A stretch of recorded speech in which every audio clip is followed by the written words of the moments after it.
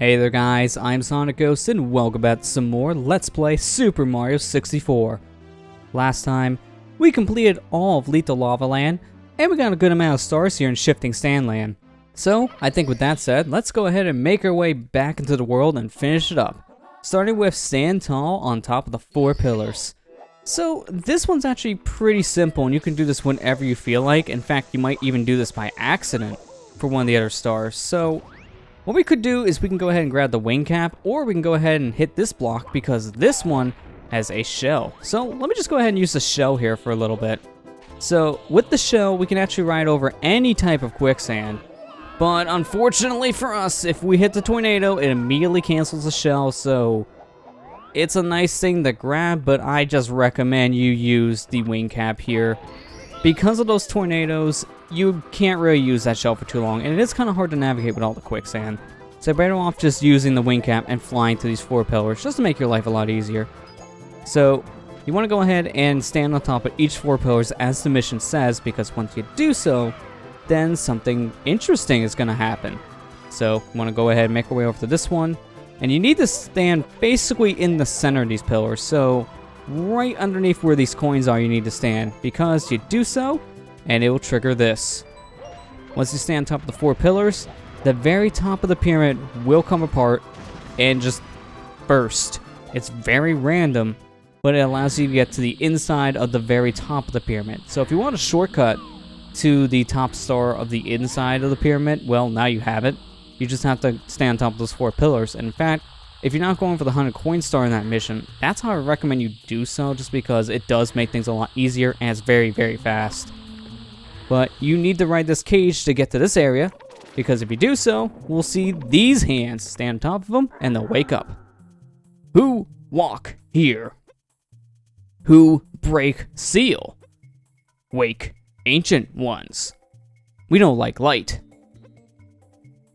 Rumble. We don't like intruders. Now battle. Hand to hand. So, this here is our boss of Shifting Sandlands.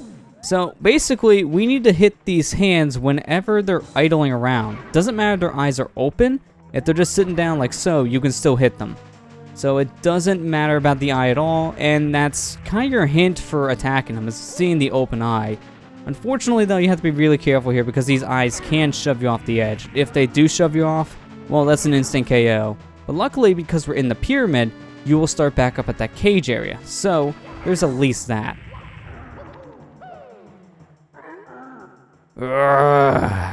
What happened?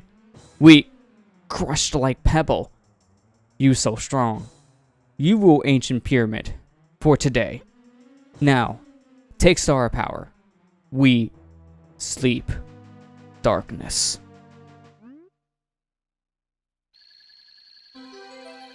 So what does he mean by we get the power today? Will you just take it back tomorrow? Does it mean to get to keep the star, or is this star alone? All the questions Mario should be asking. These are very important questions. But that was stand tall on the 4 pillars, so that star is taken care of. And it's kind of misleading from the title name, but it is a boss star, so interesting for that reason. But now let's go ahead and collect the 8 red coins. We started to do this last time, but we were doing this simply just so we can get our 100 coins. So we didn't get every single 8 coin in Shifting Sandlands here, so we got a lot more to see in this area. So let's just make our way around and try to grab every single red coin we can without really dying. That's a great camera. Man, I'm lucky I grabbed that coin when I did, because that would have hurt otherwise. So, can I make this jump? No, I cannot. Learn the hard way. Well, there's no real point in cutting because it's been only maybe 10 seconds in the level. So, let's try again. This time with less embarrassment. So yeah, those are supposed to be shortcuts to get over to the cannon, but as you've seen, not the safest way to get to the cannon, and in fact, I highly recommend against taking those platforms, because as you see, it's super easy to go kill yourself. So don't take those platforms, don't take the risk. As you've seen, it's not worth the risk, not at all. So I'm just gonna take the safe way around here instead, and just kind of walk around here and long jump over to the pyramid. That's just a lot safer in my opinion. So, just like before, we're going to go ahead and use the cannon to get some serious airtime here with the wing cap. So let's grab this coin here.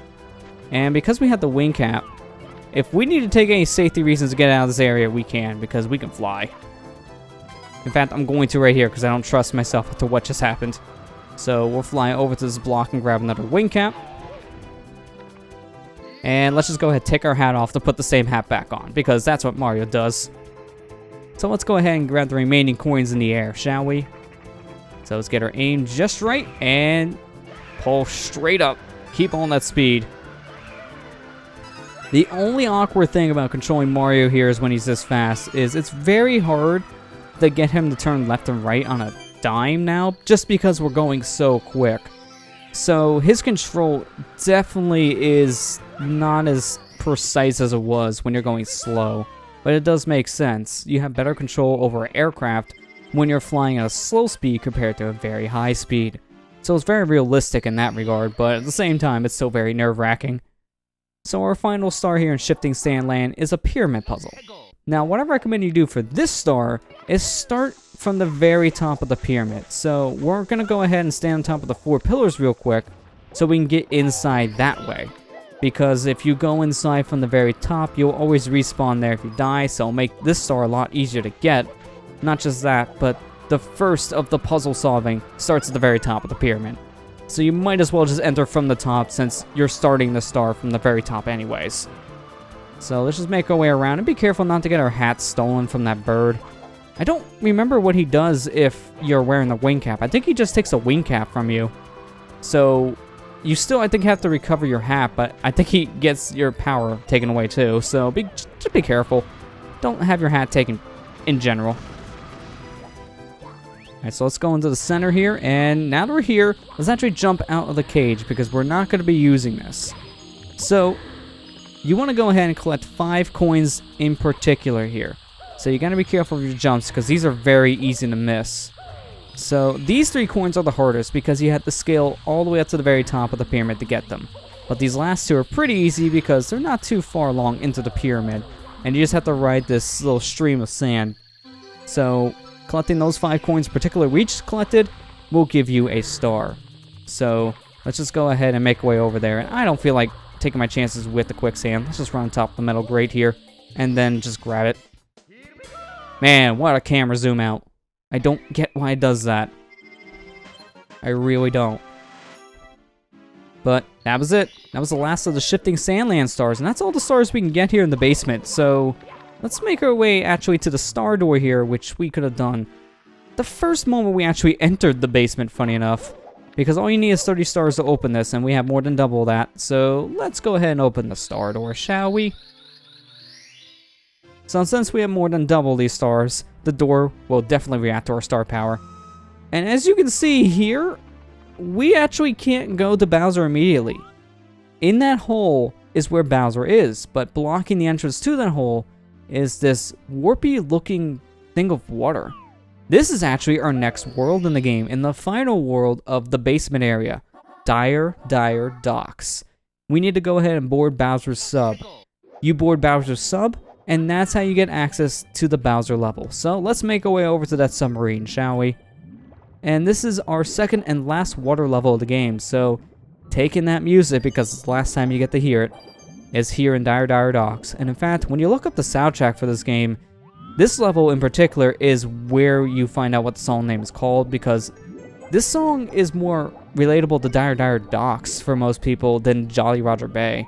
Even though they're the exact same song, people think of Dire Docks first when they hear this song and not Jolly Roger Bay. But once we enter this area here, you can go ahead and look up, and yeah, that's a pretty big submarine. If you look over here, you can definitely tell it's Bowser's because he has his symbol over there on the metal door, so yeah, you can definitely tell who owns this area. So let's surface our way up here and board the sub, just like the mission told us to do. So let's get some air and make our way over here, because with the camera kind of having a freak out, we'll actually see there's a switch we need to hit, and this will create some blocks for us to use to get to the very top of the sub. Got into the sub with style. So, let's go ahead and grab the star. Miss entirely, apparently. Can I please grab this? Thank you. There you go. We got our star. Once you collect this power star in particular, then the entrance to the second Bowser level will be revealed. Now, normally I would finish a world before we move on to another area, but we actually need to defeat Bowser to get rid of his submarine to actually do some of the later stars. So we're going to go ahead and jump into this portal now to get to the second Bowser level. Bowser in the Fiery Sea, I believe is what this one's called. So we can go ahead and pause our game, and yep, Fire Sea. I was right. I are smart. I say as I jump into molten lava. Not the least smartest, but smart enough, I guess. Speaking of which, let's go ahead and burn our butts again. That time it was on purpose, because just like the last Bowser level, we want to go ahead and collect ourselves 8 red coins. Because we do so, and that will give us the power star of this area. So we're definitely going to be going out of our way to collect these coins. And some of these are kind of tricky to get, to be honest. Well, I didn't mean to miss there. Let's go ahead and make our way back over, because I kind of need to ride that pole up. So these platforms, you don't want to stay on the sides for too long because they are teetering platforms, so you will fall off after a while. And that life actually homes in on you, which is very interesting. But this red coin I hate. This one's just kind of annoying. It's just in an area where you have to fall, because that's the only way to get it. It's very annoying for that reason. But just to get back up here, I always like to burn my butt. First, I want to go ahead and hit that heart, simply just because the heart will heal me as I get my butt burned. So that's very, very helpful for that reason, so I can just burn my butt to get to a higher ledge, and then I don't have to worry about damage because I heal immediately. So, oh, wow, okay, we just ran into a glitch there. So, there are times when you get yourself burned that you can get stuck under a ledge, and that's exactly what happened there. So Mario got stuck, and he was constantly burned. Not the best glitch in the world, that's for sure. In fact, that was really terrible, because now I have to get all these coins all over again. It's pretty close to where we were, so there's really not much of a need to cut here, unless I die again, because that'd be terrible. So we'll just grab these coins, and we'll make our way back over to that area. So let's go ahead and speedrun. Gotta speedrun this. There's a lot of cool tech you can do with Mario 64. It's probably one of my favorite games actually to watch a speedrun. Like, I don't know about you guys. Go ahead and leave a comment in the video. I'm gonna be one of those YouTubers, I guess now. Comment of the day. What's your favorite speedruns? Now, I do have a sincere question of, if you guys actually watch speedruns, what's your favorite games to watch a speedrun of? Because for me, I would say probably Mario 64 is like one of my favorites. Ocarina of Time is also really high up there, because these are very technical games. Ocarina of Time is like a glitchy mess, so there's a lot of cool, interesting glitches you see with that one. And Super Mario 64 is just a cool technical game to watch, because there's not very many glitches for this game per se. And really, 120 star runs, even 70 star runs, they don't really use any glitches. It's all just optimization. So I just like watching the runs just to see how well those people play the games, whoever I'm watching the runners of at the time. I just want to see how well they know the game and how optimized it can look. It's just a fun watch to me. And I always like watching those live speedrunning events like The Game's Done Quick. Those are always fun, because I always like listening to the live commentary. That's the big thing to me. My favorite thing about a lot of speedruns is actually hearing these people explain how these tricks in the games work. So hearing a runner explain things, or just their commentators in general explain how all these different tricks and glitches work, it's just a nice little insight to the game and tells you more about it than you would know, well, on your own. So that's my big thing about a lot of speedruns. I mean, after a while, it can get kind of repetitive to watch someone grind out the same thing over and over again. That's why I don't really watch people do individual levels, or ILs as they call it, in the speedrunning scene.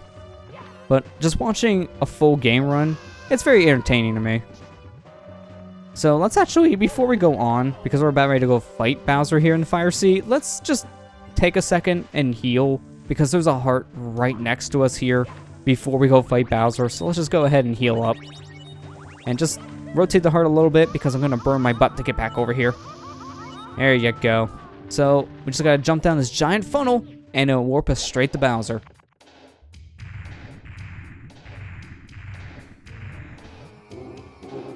Pestering me again, are you, Mario? Can't you see that I'm having a merry little time, making mischief with my minions? Now, return those stars. My troops in the walls need them. So Bowser in the Fire Sea, he has one new trick up his sleeve, and it's this in particular. So honestly, this is the easiest Bowser fight in the game, because you can have Bowser just stomp on the ground, and it will cause the entire level to just move, which is really, really helpful because you can get behind him immediately and grab his tail. Bowser also does do one other new thing in this fight, and he teleports around, which is very risky, so you gotta be moving at all times because Bowser can teleport on top of you. But that's about it. Oh! Can it be that I lost? The power of the stars has failed me. This time. Consider this a draw. Next time, I'll be in perfect condition. Now, if you want to see your precious princess, come to the top of the tower. I'll be waiting. So that's it. That's our second Bowser fight taken care of, and we have our next key. So now we can go on to our third area of the game and have a lot more levels to go ahead and explore, but before we do that, we have a portal right behind us we want to go ahead and finish up. So we're going to be doing that in the next episode. So, next time on Let's Play Super Mario 64, we'll head back into Dire Docks and collect the remaining stars there. I'll see you guys next time.